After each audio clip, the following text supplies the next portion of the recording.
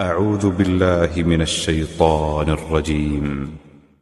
وله ما في السماوات والأرض وله الدين واصبا أفغير الله تتقون وما بكم من نعمة فمن الله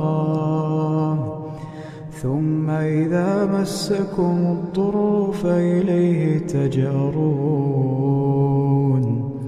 ثم إذا كشف الضر عنكم إذا فريق منكم بربهم يشركون ليكفروا بما آتيناهم فتمتعوا فسوف تعلمون ويجعلون لما لا يعلمون نصيبا مما رزقناهم تالله لتسألن عما كنتم تفترون.